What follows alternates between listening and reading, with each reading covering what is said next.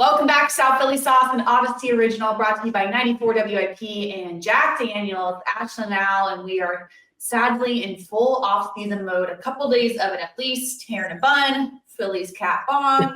It is officially baseball season, at least for people that cover hockey. We will now greatly pay attention to that.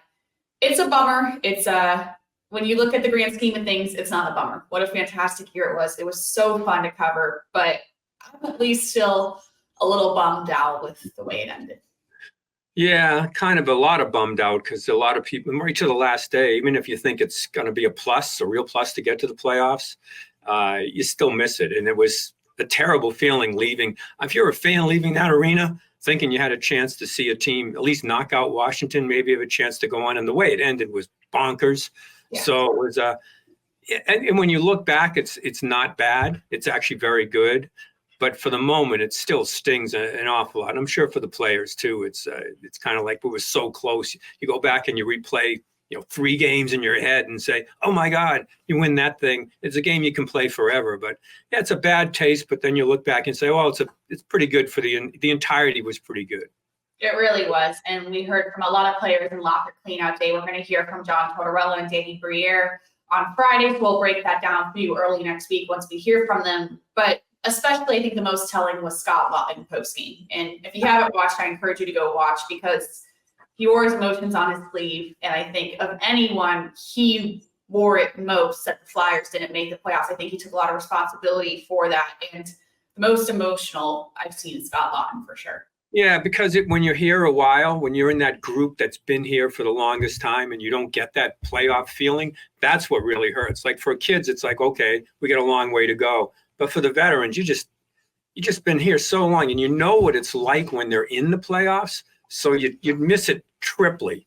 And you were so close, you just miss it that much. And I think for a guy like Laughton, when you're a team veteran, a team leader, you take more of that responsibility. What more could I have done to get us in?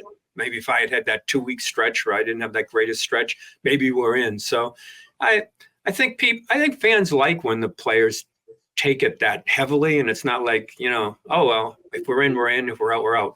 I don't think fans like that attitude.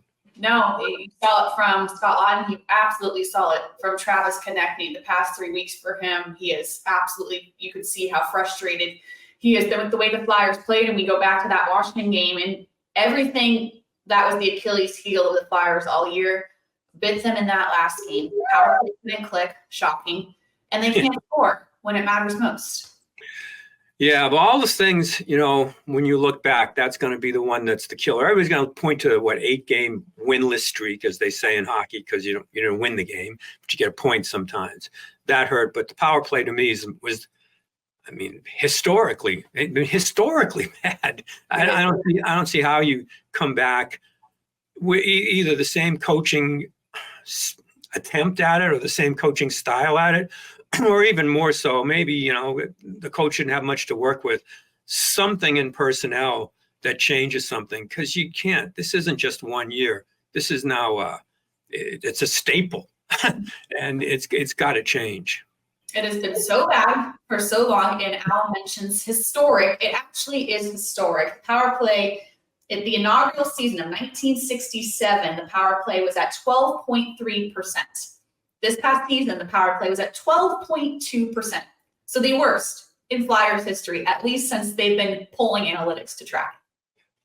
Yeah, that's a lot of homework there. That's so bad. I didn't pull that stat. 1960. That's the first year the Flyers were in the league. That's a long time ago. That's a long time to set a record like that. Mm-hmm. And it's embarrassing for a coaching staff. It's embarrassing for some players who were supposed to be the guys that kind of bailed you out of that.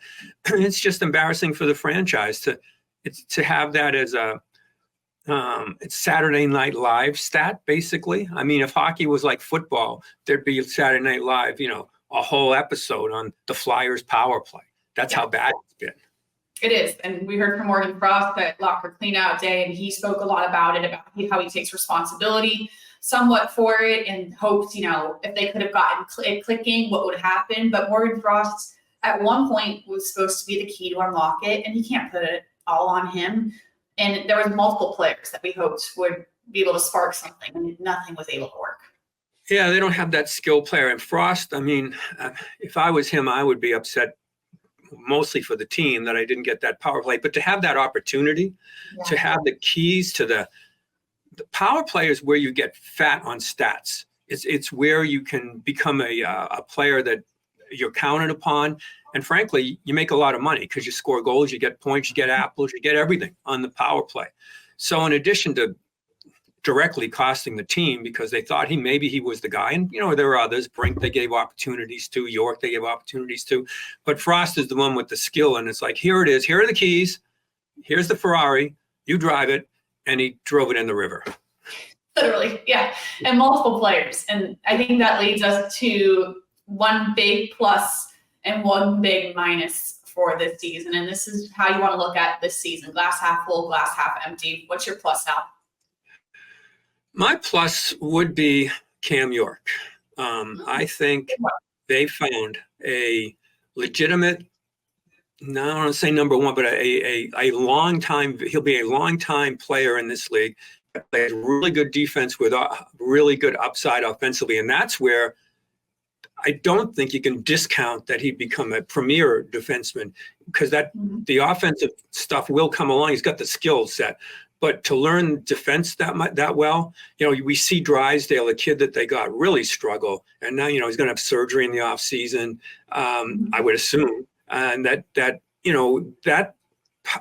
York can get things going like that. That shows you development. Drysdale, I think, was mishandled in his previous stop in Anaheim by bringing him along too quickly. And York was exactly the opposite. And you see the results of that. He really knows how to defend. So for me, he's the biggest plus that I have coming out of this season. I'm sure you're the same, right? Yes, that was an excellent one. Cam York, he is one of the biggest pluses. And I go back to, we talked to him before the season started at Media Day, and his goal was for this year to prove that he can be a top defenseman in this league. And credit to him. He worked at it. He played through some really serious injuries that he highlighted in his media day or his locker cleanout day. For example, the outdoor game where he left the game the day before, played through some stuff. So credit to him. He has been a massive plus. And I think we all can agree a massive plus as well as the way Tim Ersson ended that season. Those final 3 games after a really bumpy road and the 8-game winless streak where you feared his confidence had plummeted and he didn't know if he was going to be able to pull himself out. They rode him for so many games, for so many minutes, they weren't supposed to have him be their goaltender. And I credit him for the way he handled himself. He has definitely proved he can be a pro in this league. Yeah, and I think, the players appreciated it. Certainly the management and coaching staff appreciated it. And I think he's made himself a legit NHL starting goaltender for here where, who knows in the future what happens, the way things change. But I think this year he was a guy nobody even really knew. I mean, he's just, okay, he's going to back up Carter Hart. Then the whole situation unfolded and there was an emergency situation. And to come in like that they couldn't have asked for anything more. Yeah, he slipped. There was some slippage in his game.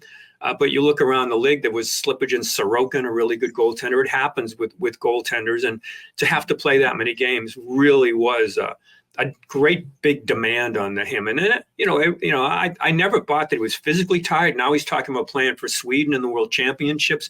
But that's how much of a plus he's become, how big a step he's taken. So for the Flyers, their organizational goaltender depth is pretty good now. There's no denying. When you lost Carter Hart, you lost, I think, one of the best goaltenders in the league. The whole league lost them, basically.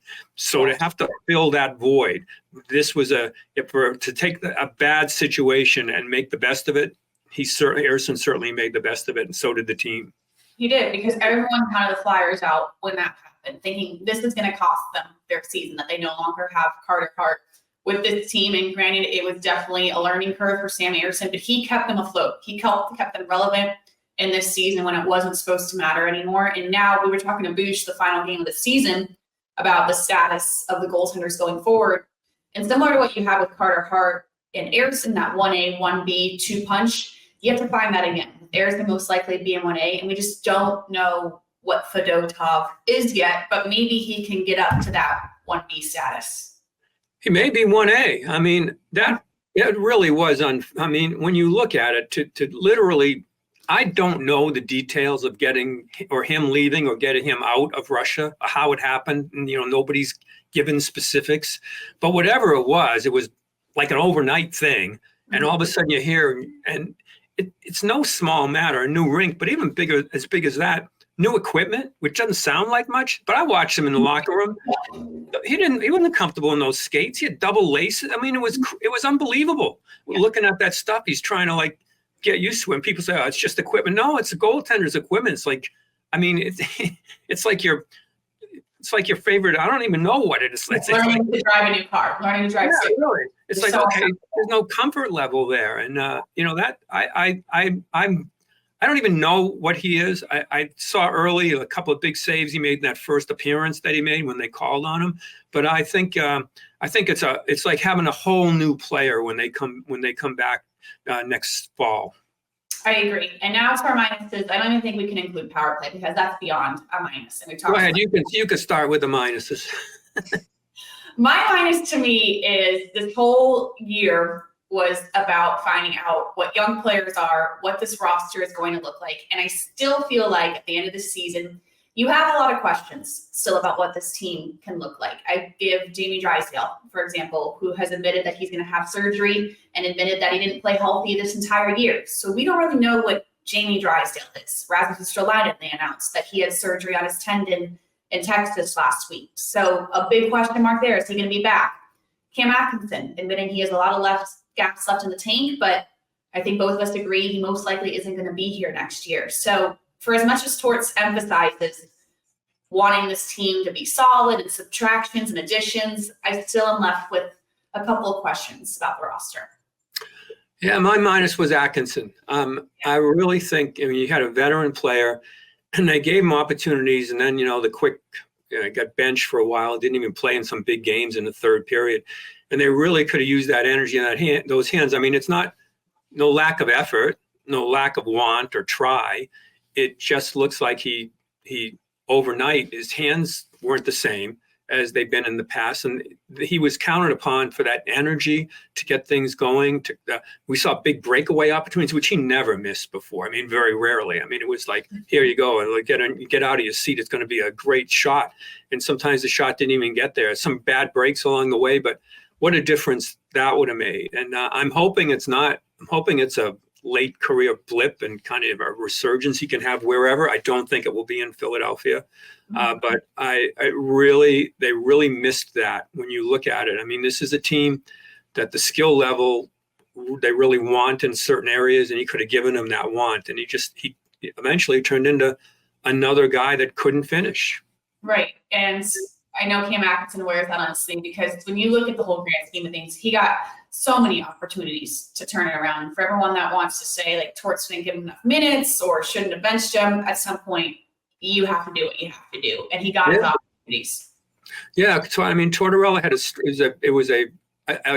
Torella is a interesting season with things that went on. The benching of the captain Couturier, who came back, and then when he called the team soft, I actually think I was trying to make sense of it. Like, why would you do that? And I think John Tortorella got a little bit over his tips of his skis in terms of what this team was capable of, because he made a big deal of they got guts throughout. It was a big story throughout the league. The Flyers play hard, try hard, but I think he got a little bit carried away on how much they could achieve, and I think he demanded, I think, more than they could deliver. They did make mistakes, but I can see it's like, here we are, we're here now, and I think he just got he wanted to push them so much that I think he reacted like, why, I got to get that last bit of toothpaste out of the tube, and there was nothing there. That's why I think he did that, to try to get that last ounce of energy or whatever. And I sometimes it's not there, and I think that's what happened with that. But of all the things that he did this year, that's the thing that I just questioned, and like, why? After all these good things that have happened, but I look back at it and think, well, he's just trying to get the last ounce of energy out of them. Right, and you can't blame him for that. I mean, he's known for pushing players, and if I'm a fan of the Flyers, I appreciate that. You want a coach that pushes the players to the best that they can be. Granted, they didn't respond, but it was an eventful year for John Torella and everyone, to say the least. It was entertaining as we now get ready to watch the NHL playoffs without the Flyers in it, but it's still going to be awesome to watch. And now we think of Cup contenders and how this is all going to shape out. I'm really excited for that Lightning Panthers series, being from Florida. That's going to be cool. But Al, who's your Cup winner? This might be the toughest one yet in the NHL, where everybody legitimately, they go in and think they have a chance. But this year, if you look at the first round play, except for maybe the Rangers series, and that's not even for sure because the way things happen, I don't even know you can pick a favorite in the darn first round in a lot of places on what's gone on. But I'm going to go with balance. I'm going to go with a team that's had a great year, kind of under the radar in terms of, the years that McDavid had and McKinnon had and Kucherov. I'm going with the Dallas Stars. But if I were a gambler, I don't know that I'd put much money on anybody in this thing. It's just so wide open. But if I had to take my $10, whatever I have, I would go with the Dallas Stars. They have been so consistent all year. Maybe that's why they've kind of flown under the radar, is they just have kept winning and they keep getting points. And it hasn't been flashy. It's been grinded out games, but they've been really impressive. And I think it's because we talked about the first series. I don't think the Capitals stand a chance against the Rangers. So I'm going Rangers, but I know it doesn't make me popular, but just Rangers in playoffs is a different story. They have so much firepower. They take it to another level. So I think it's the Rangers, but it is really hard to predict. Like I look at, for example, the Avalanche in that first series, and how are you going to predict that against Winnipeg, who's been so consistent? Nashville, Vancouver, that's going to be excellent. It's good stuff. There's really no favorite. But the Rangers, I like the Rangers to stay in because I like having somebody to root against. If the Penguins aren't going to be there, and the Flyers this also sets up great for next year because everybody's mad at the Flyers for what they did pulling the goalie. So this sets it up for next year. But I do like when the Rangers are in because if you're a Penguin hater or a Ranger hater, it gives you somebody to root against in the playoffs. So true, but it's going to be must-see TV. And now we will transition to the offseason and break down all things Flyers. A lot to break down with this team as we get ready for the offseason. So thank you all season long to listening to South Philly Sauce, an Audacy original brought to you by 94 WIP and Jack Daniels. We'll have one episode a week going forward, so we'll still talk lots of hockey out. Oh, yeah, indeed. We'll talk lots of hockey and get ready for the next year, which will be here before you know it. It will. We'll see you next week.